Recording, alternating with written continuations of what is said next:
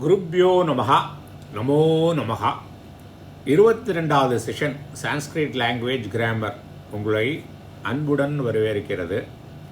ஆனந்தமாக இருப்பீங்கன்னு நினைக்கிறேன். மேலும் மேலும் விஷயங்கள் தெரியும் போது நாலேஜ் இஸ் ஸ்ட்ரென்த்து தானே. ஸோ நம்ம இதில் ஈடுபாடு படுறது ரொம்ப நல்லது தான். நான் இன்றைக்கி மார்னிங் ஃப்ரெண்ட்ஸுக்கெல்லாம் உங்களுக்கு கூட அனுப்பியிருப்பேன். வாட்ஸ்அப் குரூப்பில் போட்டிருக்கேன். ஒரு 90 days ஃப்ரீ கோர்ஸ். என்னன்னாக்க சதஸ்லோகி அப்படின்னு சொல்லிட்டு ஆதிசங்கரால் நம்மளுக்கு கொடுக்கப்பட்ட ஒரு பொக்கிஷம். இதை கமெண்ட்ரேட் பண்ணியிருக்கார் டாக்டர் ராமசுப்ரமணியன், ஐஐடி பாம்பேவோடு. அவர் இங்கிலீஷில் நல்லாயிருக்கு. ஒவ்வொரு செஷனும் ஒரு 1 hour. ஸோ 82 செஷன் இருக்குது. நம்ம 90 நாளில் கண்டிப்பாக முடிக்கலாம். ஒரு 90 days கோர்ஸ் மாதிரி எடுத்துகிட்டு ஃப்ரீயாக டெய்லி 1 hour படித்தாள்னா கண்டிப்பாக நான் என்ன கேரண்டி கொடுக்குறேன்னா உங்களுக்கு ஒரு ட்ராங்குலிட்டி, மனசில் ஒரு நிம்மதி கிடைக்கும். ஏன்னா நாலேஜ் தான், நாலேஜ் இஸ் ஸ்ட்ரென்த். அது பாருங்கள், எல்லாருக்கும் அனுப்பியிருக்கேன். நீங்கள் சதஸ்லோகி டாக்டர் ராமசுப்ரமணியன் பாம்பே ஐஐடி மும்பை ஐஐடின்னு போட்டாலே வந்துடும் யூடியூப்பில். அதில் 82 செஷன்ஸ் இருக்குது. டெய்லி ஒன்று எடுங்கோ. முதல்ல சான்ஸ்கிரிட்டில் சொல்லி அதுக்கு இங்கிலீஷ்லேயும் அர்த்தம் சொல்கிறார். நல்ல உங்களுக்கு யாரெல்லாம் லைக் மைண்டட் பீப்புள் இருக்காரோ அவங்களுக்கெல்லாம் ஷேர் பண்ணுங்க. ஏன்னா ஒரு வேர்ஸ் சொல்கிறேன் பாருங்கோ, யூ வில் என்ஜாய். என்ன தெரியுமா? அமந்திரம் அக்ஷரம் நாஸ்தி.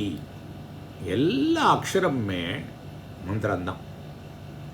எந்த வார்த்தையை எப்பொழுது எப்படி யார்கிட்ட யூஸ் பண்ணுறோங்கிற வச்சு அதோட பலம் கிடைக்கிறது இல்லை.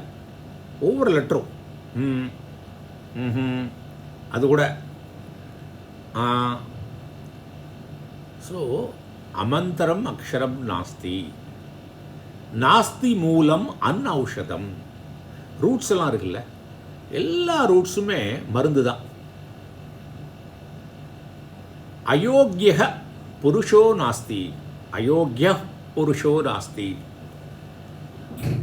யூஸ்லெஸ் பர்சன், யூஸ்லெஸ் திங்கிறது ஒன்றுமே கிடையாது. அப்புறம் கடைசியில் லைன் ரொம்ப இம்பார்ட்டண்ட். யோஜகஸ் தத்திர துர்லபக. இந்த ரிசோர்ஸஸ்லாம் யூஸ் பண்ணுறவன் தான் குறையவே தவிர, ஒரு ஆளை நம்ம வேஸ்ட்டுன்னு நினைக்கிறோம், அதே ஆளை நல்லா யூஸ் பண்ணுறான்ல. ஒரு ரூட்டை ஒன்றுமே தூக்கி எறிகிறோம், இன்னொருத்தன் அதை நல்ல விஷயம் தெரிஞ்சவன் அதை அப்படியே அரைச்சி கரைச்சி மஞ்சப்பொடியை போட்டு தேனை விட்டு ஒரு மருந்தாக்கிடுறான் இல்லையா. அதே மாதிரி தான் லெட்டரும். அந்த லெட்டரை யூஸ் பண்ண தெரியணும். எந்த லெட்டரை யூஸ் பண்ணணும், பீஜபந்திரங்கள் எப்படி எதை யூஸ் பண்ணணும், எதோட ஹ்ரீம்னா என்ன, க்ளீம்னா என்ன, ஓம், இந்த மாதிரி அர்த்தங்கள்லாம் இருக்குல்ல.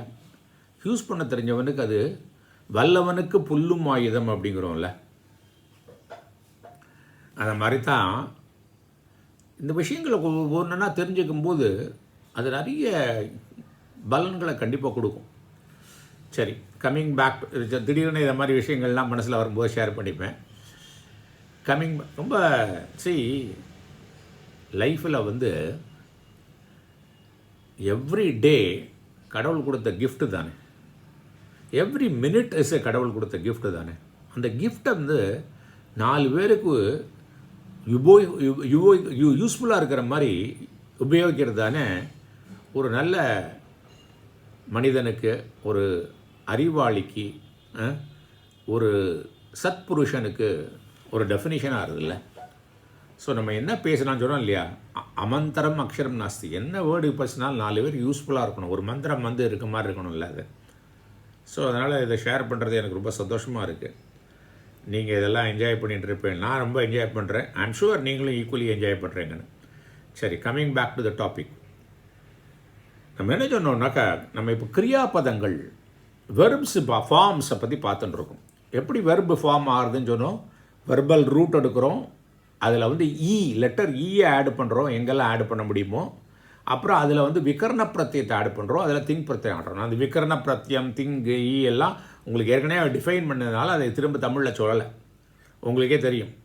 பிரத்தியம்னாக்க ஒரு தாத்துக்கும் திங் பிரத்தியத்துக்கும் நடுவில் வருது விகரண பிரத்தியம்.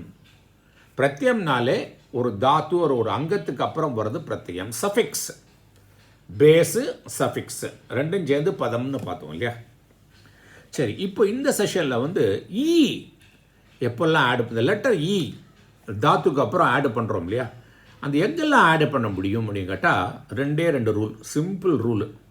இந்த செஷன் ரொம்ப சிம்பிள் செஷன் தான். ஒன்று, அந்த தாத்து வந்து தாத்துனா வெர்பல் ரூட், அப்படியே பழகிக்கணும். நம்ம சம்ஸ்காரங்களை கிரியேட் பண்ணணும். வெர்பல் ரூட்டுக்கு பதிலாக தாத்துன்னு சொல்லிக்கணும். இந்த வெர்பல் ரூட்டு வந்து ஷுட் பி குவாலிஃபைடு ஃபார் இ அடிஷன். ஆகமனா அடிஷன். ஆகமன்னா அப்படின்னு சொல்லுவாங்க, மித்ரவத் ஆகமக. மித்ரவத்னா என்ன, ஒரு ஃப்ரெண்டு வீட்டுக்கு வந்தால் அவனு இருப்பான் நம்மளும் இருப்பான் சேர்ந்து இருப்போம். ஒரு எனிமி வந்துட்டான்னு என்ன ஆகும், நம்ம அவன் மட்டும் தெளிப்பிடுவோம், அல்ல நம்மளை விரட்டி விட்ருவோம்.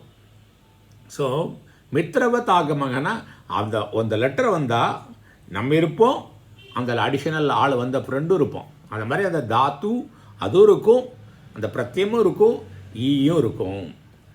ஆகம ஈ ஆகம சந்தி ஆகும்போது என்ன ஆகும், இந்த ஈ வந்து எங்கே ஆட் பண்ணுறது, பிரத்யத்துக்கு முன்னால் ஆட் பண்ணுறதுனால அதுக்கு பேர் இட்டுன்னு பொருள். ஏன்னா இதெல்லாம் மார்க்கர் லெட்டர், இதை வச்சு அவர் கம்யூனிகேட் பண்ணுறார். ஏன்னா ஒவ்வொரு லெட்டரும் இப்போ இம்பார்ட்டண்ட்ல.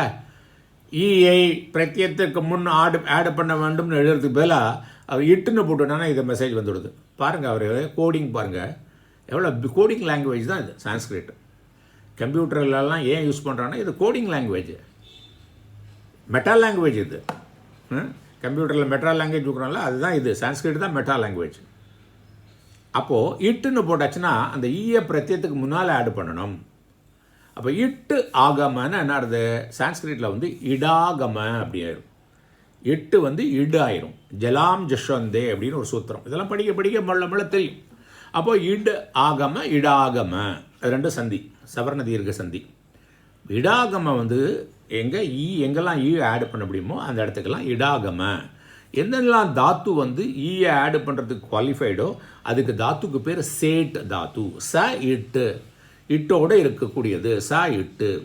இது எங்கேருந்து கண்டுபிடிக்கிறதுன்னு பார்த்தா நம்மளுக்கு அதுக்கு சூத்திரமும் கொடுத்துருக்காரு. இல்லைனாலுமே அந்த வெர்பு ரூட்டோட லிஸ்ட் இருக்கு இல்லையா, தாத்து பாட்டம், அதில் ஏற்கனவே கொடுத்துருக்கோம். நம்ம பார்த்தோம் பூ தாத்து முதல்ல எடுத்து பார்த்தோம், அது எது சேட்டுன்னு பார்த்தோம். அந்த தாத்து பாட்டத்திலே போட்டிருக்கோம் சேட் அனிட் வேட்டுன்னு போட்டிருக்கோம். சேட்னா entitled qualified for adding the letter இ. அனிட்னா நாட் குவாலிஃபைடு ஃபார் ஆடிங் இ. வேட்னா both the forms are possible, with இ ஆல்சோ பாசிபிள், வித்தவுட் இ ஆல்சோ பாசிபிள், ஆப்ஷனலி. சரி, அப்போ இந்த இ ஆட் பண்ணுறதுக்கு தாத்து மட்டும் குவாலிஃபைடாக இருந்தால் போருமா? போறவே போகாது. ஏன்னா இந்த இ எதுக்கு இடையில நடுவில் வருது, தாத்துக்கும் பிரத்யத்துக்கும் நடுவில் வருது, ரைட்டா? அப்போ ரெண்டுமே குவாலிஃபைடாக இருக்கும். ஒரு குழந்தை பிறக்கணும்னா அம்மாக்கிட்டையும் அந்த இது சக்தி இருக்கணும், அப்பாட்டையும் இருக்கணும், அப்போ தானே குழந்தை பிறக்க முடியும். அதே மாதிரி தான் இங்கேயும். ஸோ அந்த தாத்துவும் குவாலிஃபைடாக இருக்கணும், அந்த பிரத்யமும் குவாலிஃபைடாக இருந்தால் தான் இ ஆட் பண்ண முடியும். அப்போ தாத்து குவாலிஃபைடாக இல்லையாங்கிறது சூத்திரம் மூலமாக தெரிஞ்சுக்கலாம், இல்லைன்னா தாத்து பாட்டத்திலே கொடுத்துருப்பான். அப்போ பிரத்யம் குவாலிஃபைடாங்கிறது எப்படி கண்டுபிடிக்கிறதுனா அது போட்டிருக்காங்க, ஆர்த தாத்துக்க பிரத்யம். இதனால தான் முதல்ல அந்த ஆர்த தாத்துக்கத்தை நம்ம முன்னால் 2-3 செஷன் முன்னெல்லாம் பார்த்துட்டோம். ஆர்த தாத்துக்க பிரத்யமாக இருக்கணும். அப்போ ஆர்த தாத்துக்க பிரத்யம்னா என்ன, எது சார்வதாத்துக்கம் இல்லையோ அதெல்லாம் ஆர்வதாத்துக்கம். எது சார்வதாத்துக்கம், திங் ஷித் சார்வதாத்துக்கம் அப்படின்னு பார்த்தோம். திங் பிரத்யாவும் ஷிஷ் எங்கெல்லாம் டிலீட் ஆகிறதோ அதை மாதிரி பிரத்யங்களும் சார்வதாத்துக்க பிரத்யம். மீதி சேஷக ஆர்த தாத்துக்கம், மற்ற எல்லாம் ஆர்த தாத்துக்கம். ஸோ என்ன ஆகும்னாக்கா முதல்ல அந்த பிரத்யம் எப்படி இருக்கணும், ஆர்த தாத்துக்கமாக இருக்கணும். அப்புறம் அந்த பிரத்யம் ஆரம்பிக்கிற லெட்டர் எப்படி இருக்கணும்னாக்கா வலாதி. வல்லாதின்னா என்ன அர்த்தம், இதெல்லாம் கான்சனண்டாக இருக்கணும். கான்சனண்டாக இருந்துட்டு வல்லாதின்னா என்ன அர்த்தம், முதல் லெட்டர் வந்து எக்காரத்தை தோற்றி எல்லா கான்சனண்டும் எக்காரத்தை தோற்றி அந்த வேர்டு அந்த பிரத்யம் வந்து அதில் ஆட் ஆகணும். அப்போ இந்த பிரத்யம் வந்து ஆர்ததாத்துக்க பிரத்யமாக இருக்கணும். அதோட ஃபர்ஸ்ட் லெட்டர் வந்து கான்சனண்டாக இருக்கணும். எதெல்லாம் எக்ஸ்க்ளூடிங் வாட், எக்காரம். அப்போ இருந்துட்டு தான் இந்த பிரத்யம் வந்து ஈ ஆடு பண்ணுறதுக்கு தகுதி.